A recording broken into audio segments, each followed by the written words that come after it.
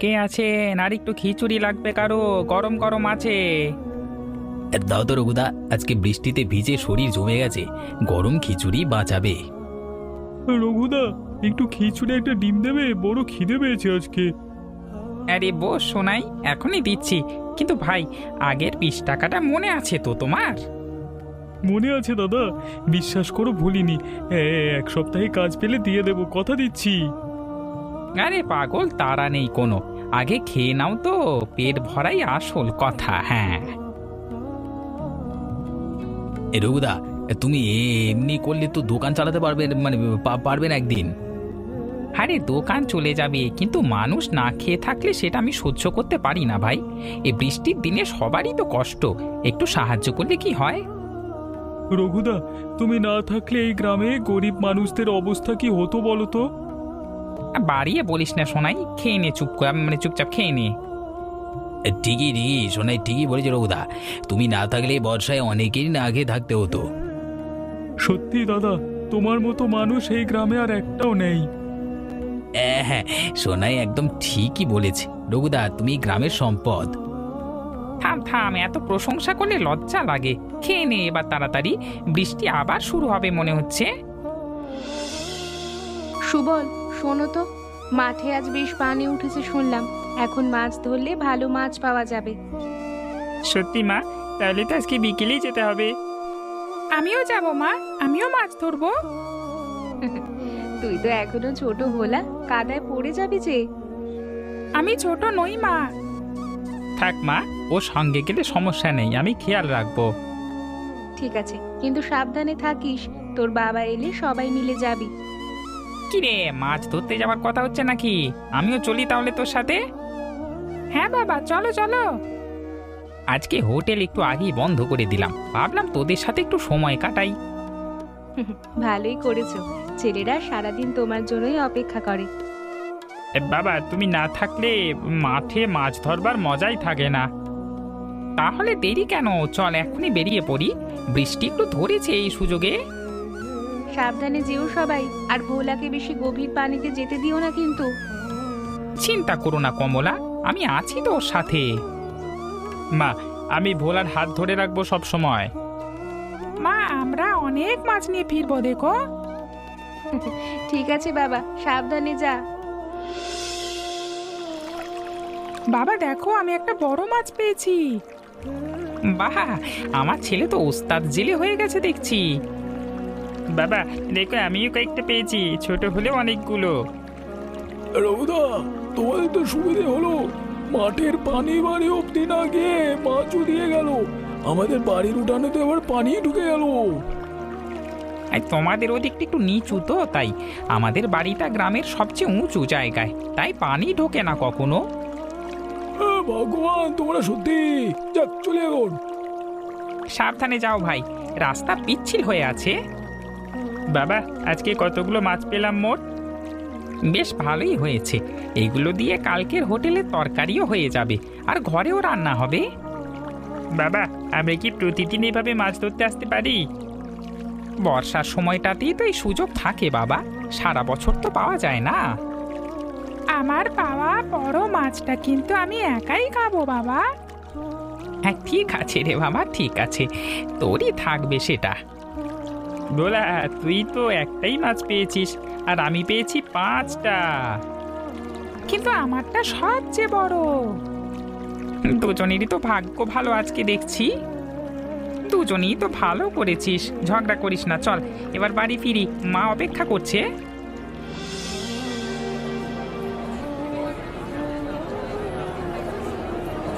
এবার সবজির দাম আকাশে হয়ে গেছে দাদা, খেতেই তো সব ডুবে যাচ্ছে। এই তো দেখছি, আলু পটল সবকিছুর দাম দ্বিগুণ। কি করে যে চলবে সংসার বুঝি না। রঘুদা, বাইরে তো সবজির দাম আগুন, তুমি কি করে 5 টাকায় দিচ্ছ এত ভালো খাবার? আমার বাড়ির সামনের জমিতে নিজের হাতে লাগানো শাকসবজি আছে, আর মাঠ থেকে মাছও ধরি নিজে, তাই খরচ কম লাগে আমার। তুমি তো মানুষ ভালো রঘুদা, অন্য কেউ হলে সুযোগে দাম বাড়িয়ে দিত। এই বৃষ্টির দিনে মানুষ এমনি কষ্টে আছে ভাই, তার উপর যদি পেট ভরে খেতেও কষ্ট হয় তাহলে কেমন লাগে বলো তো। তোমার বাবাও ঠিক এমনই ছিলেন রঘু, মানুষকে না খাইয়ে থাকতে পারতেন না। বাবার কাছ থেকেই তো শিখেছি এসব।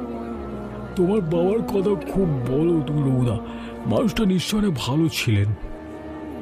হ্যাঁ, ভালো ছিলেন মানে? গ্রামে যেই বিপদে পড়তো বাবা আগে গিয়ে দাঁড়াতেন পাশে। আমি তো শুধু সেই পথটাই অনুসরণ করবার চেষ্টা করি। আর তুমিও তো ঠিক তেমনই হয়ে উঠেছো রঘু, ছেলেরাও নিশ্চয়ই তোমার কাছ থেকে শিখবে এসব। আপনাদের মতো পরিবার এই গ্রামে থাকাটা সত্যিই ভাগ্যের ব্যাপার। আমিও বড় হয়ে তোমার মতোই হব বাবা, সবাইকে সাহায্য করব। সেটাই তো চাই বাবা।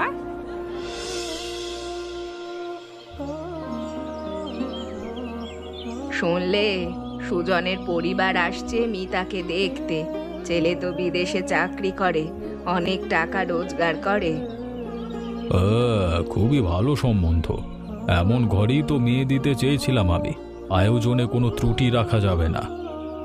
কিন্তু এই বৃষ্টিতে রাস্তার অবস্থা যা, ওরা আসবে কি করে ঠিক মতো? গাড়ি তো আছেই, চলে আসবে। শুধু ওই রঘুর হোটেলের সামনে দিয়ে যেতে হবে। ওইখানটায় রাস্তা বড্ড খারাপ।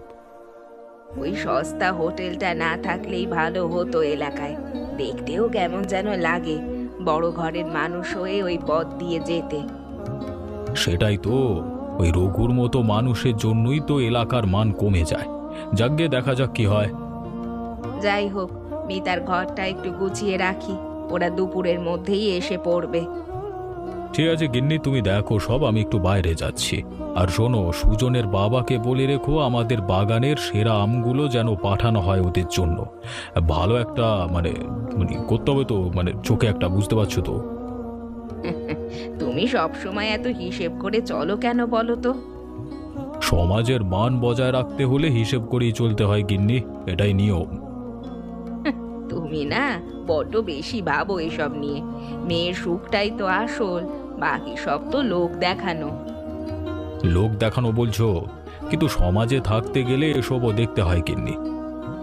যাক, তুমি ঘর গোছাও, আমি একটু বাজারে যাই দরকারি জিনিসপত্র আনতে।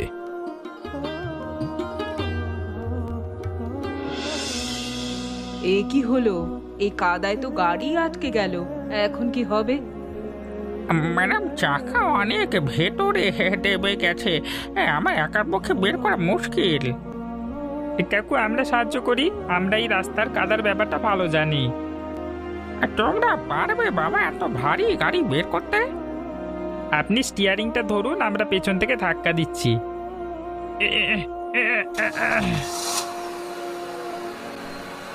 তোমাদের অনেক ধন্যবাদ বাবারা, তোমরা না থাকলে আজ আমরা আটকেই থাকতাম।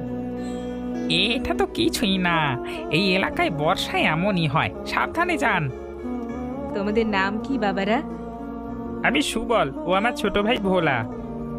তোমরা তো খুব ভালো ছেলে, বাবা মা নিশ্চয়ই গর্বিত তোমাদের নিয়ে। আমার বাবা হোটেল চালায় ওই যে সামনেই। তাহলে তো এই ছেলেদের বাবার হাতে এলাকার সবচেয়ে ভালো মানুষগুলো তৈরি হচ্ছে দেখছি। তোমাদের বাবাকে বলো, এমন ভালো ছেলে মানুষ করার জন্য তাকে আমরা ধন্যবাদ দিচ্ছি। নিশ্চয়ই বলবো খালাম্মা। আপনার হোটেলটা কোথায় ভাই? ফেরবার পথে একবার খেয়ে যাব ভাবছি। ওই তো সামনেই রাস্তা ধারে, যে কোনো সময় আসুন, অপেক্ষা করব। ধন্যবাদ ভাই, নিশ্চয়ই আসবো একদিন, ধন্যবাদ। মেয়েটা তো খুবই লক্ষ্মী দেখতে, আমার খুব পছন্দ হয়েছে। আমার একমাত্র মেয়ে তো, অনেক যত্নে বড় করেছি। তাহলে আর দেরি কিসের? আগামী মাসেই বিয়ের দিন ঠিক করে ফেলি। নিশ্চয়ই, আমিও তাই চাই। তাহলে সামনের মাসের 7 তারিখটাই ভালো, পঞ্জিকা দেখেও ভালো দিন। দারুণ, তাহলে সেই দিনই ঠিক করা যাক। বড় করে অনুষ্ঠান করব, পুরো গ্রামকে দাওয়াত দেব। সুজন তো বিয়ের পর বেশি দিন দেশে থাকতে পারবে না, ওকে আবার ফিরে যেতে হবে বিদেশে কাজে। বুঝি, চাকরির ব্যাপার, মানিয়ে নিতে হবে সবাইকে। আপনার মেয়ে খুব ভালো থাকবে ওখানে, এই কথা দিচ্ছি আমি। হা হা, আপনাদের উপর পূর্ণ ভরসা আছে আমার। আমিও কথা দিচ্ছি রায়মশাই, মিতাকে নিজের চোখের মনির মতো রাখবো। মা, সুজন তো বিদেশে থাকে, বিয়ের পর আমাকেও ওখানে চলে যেতে হবে। তোমাদের ছেড়ে থাকতে পারবো তো? মা হয়ে মেয়েকে দূরে পাঠাতে কার ভালো লাগে বল, কিন্তু ভালো ঘরে মেয়ে সুখী হবে এটাই তো চাই আমরা। তোমাদের খুব মনে পড়বে মা। আমরাও তো তোকে দেখতে পাবো ভিডিও কলে।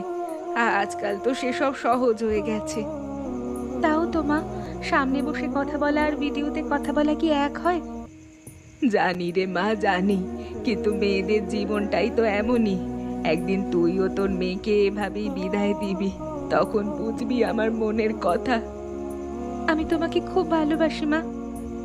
আমাদেরও তোকে খুব মনে পড়বে রে মা, কিন্তু এটাই তো জীবনের নিয়ম।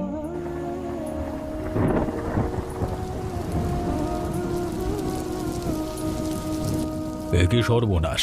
এই বৃষ্টিতে তো কোনো আয়োজনই করা যাচ্ছে না। বাবুর্চি আসতে পারছে না, প্যান্ডেলের লোকটাও আটকে গেছে রাস্তায়। কি হবে এখন? দুদিন পরেই তো বিয়ে, এত এত মানুষ আসবে, খাওয়াবো কি করে সবাইকে?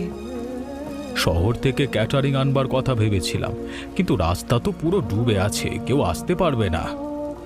তাহলে তো বিয়েটাই পিছিয়ে দিতে হবে। সুজনের পরিবার তো মানবে না এত সহজে। জানি না গিন্নি, মাথা কাজ করছে না আমার। এত বড় অনুষ্ঠান, মান সম্মানের প্রশ্ন, আর এই বৃষ্টি সব শেষ করে দিচ্ছে। এখন কাঁদলে তো চলবে না, কিছু তো একটা রাস্তা বের করতে হবে। কোন রাস্তা বের করব বলো তো? গ্রামের সব রাস্তা তো জলের নিচে, শহরে কেউ আসতেই পারবে না। কথা বাবুর্চি ফোনে বললো সে আসতে পারবে না, রাস্তা পুরো ডুবে গেছে ওদিকে। সব শেষ হয়ে গেল। তাহলে এত মানুষের সামনে কি জবাব দেব আমি? তুমি এভাবে ভেঙে পড়লে চলবে না, কিছু একটা তো করতেই হবে আমাদের। কি করব বলো তো? এই বৃষ্টিতে গ্রামের বাইরে থেকে তো কেউ আসতেই পারবে না। কথা বলি, গ্রামেই তো একজন আছেন যিনি রান্নার কাজ ভালো জানেন আর কাজই থাকেন। কে আবার? রঘুই হোটেলওয়ালা। না না, ওকে ডাকবার কথা ভাবতেও পারি না আমি।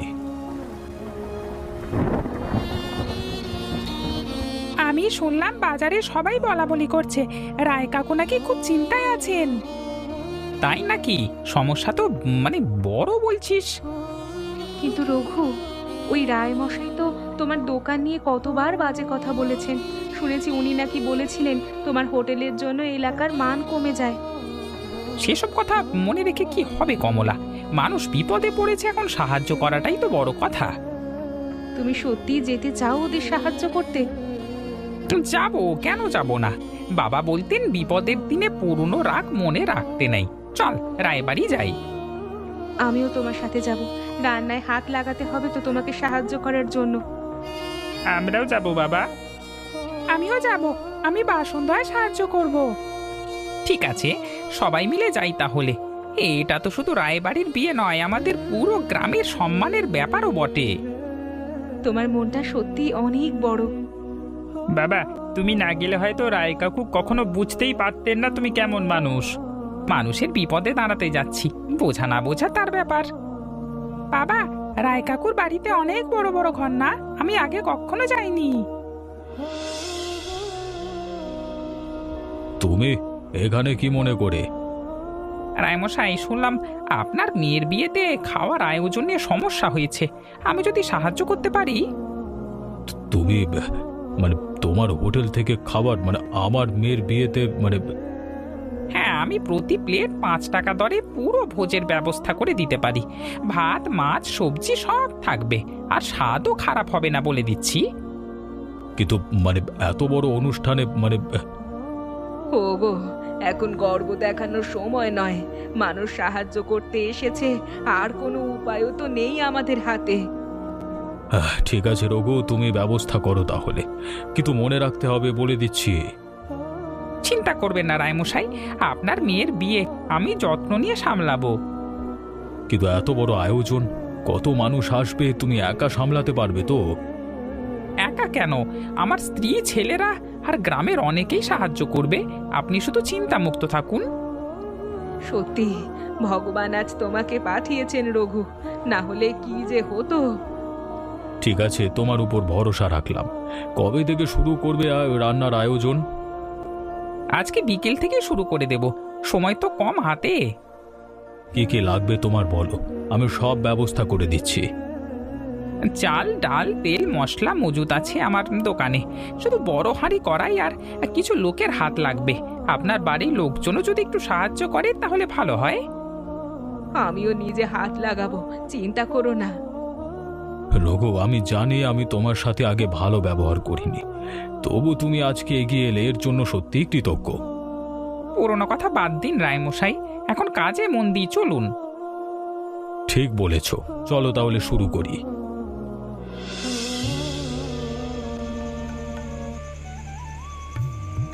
এত মানুষের রান্না, সময় হবে তো রঘু? হবে কমলা, সবাই মিলে করলে সব হয়। তুমি শুধু মশলাটা ঠিক রাখো। রঘুদা, তুমি তো সত্যিই বড় মনের মানুষ। যে মানুষ তোমার নামে খারাপ কথা বলেছে তার বিপদে পাশে দাঁড়ালি। মানুষের বিপদে পাশে না দাঁড়ালে হোটেল চালিয়ে লাভ কি বলো তো? রঘু, চাল তো শেষ হয়ে আসছে, আর কিছু লাগবে আনতে? আমি এখনই লোক পাঠাচ্ছি বাজারে, চিন্তা করো না। বাবা, মাছগুলো সব কাটা হয়ে গেছে, এবার কি করব? এবার ওগুলো ধুইয়ে রাখ, একটু পরেই ভাজতে শুরু করব। বাবা, আমি বাসন ধুয়ে রাখছি সব। বাহ, আমার ছোট ছেলে তো আজকে বড় সাহায্যকারী হয়ে গেছে। বাবা, আগুন নিভে গেলে তো সব শেষ, তাড়াতাড়ি ঢাকা দাও। আমিও সাহায্য করছি বাবা। সবাই ধরো এই দিকটা, বাতাসে যেন উড়ে না যায়। সাবধানে রঘু, আগুনের কাছে ভোলাকে নিয়ে এসো না। ঠিক আছে কমলা, আমি দেখছি সব।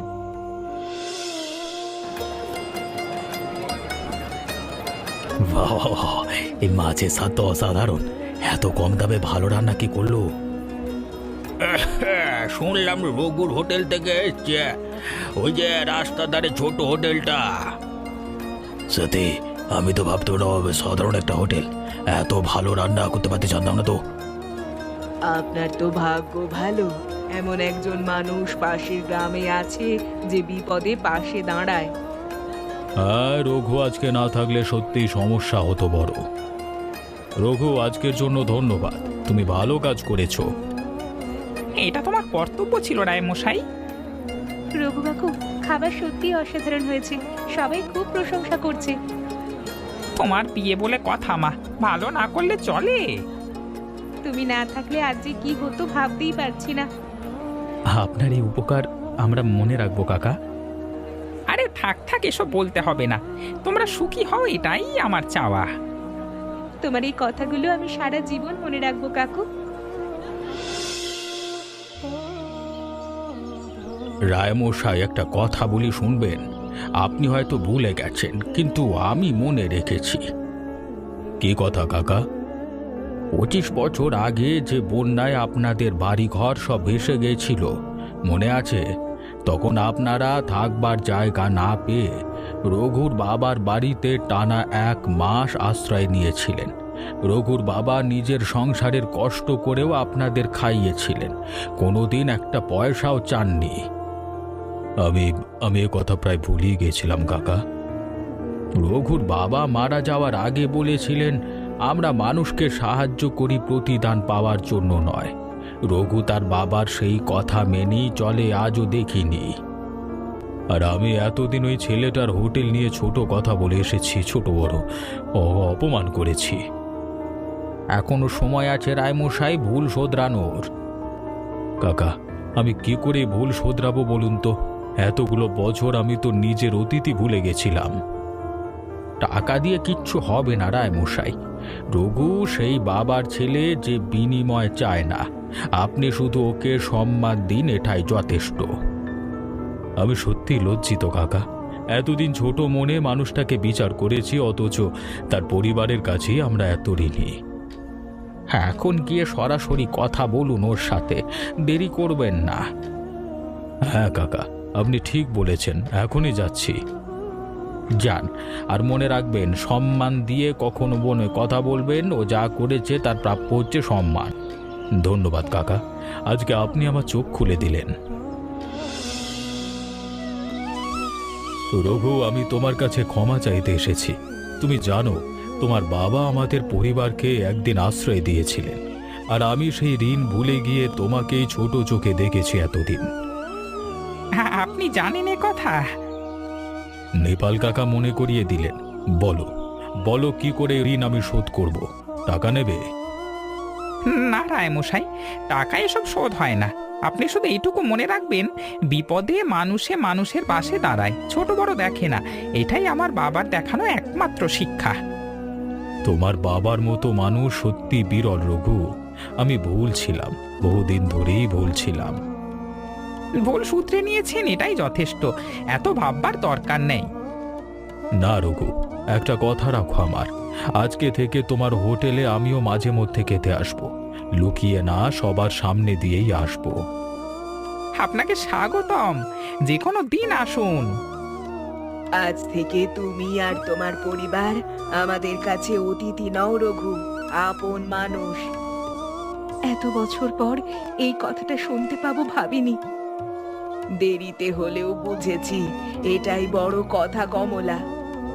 আমরা এখন থেকে সব সময় একসাথে থাকবো, তাই না বাবা? হ্যাঁ রে বাবা, এখন থেকে সবাই একসাথেই থাকবো। বাবা, দিদিটা কাঁদছে কেন? ও তো বিয়ে করে খুশি হওয়ার কথা। কিছু কান্না সুখেরও হয় রে ভোলা, বড় হলে বুঝবি।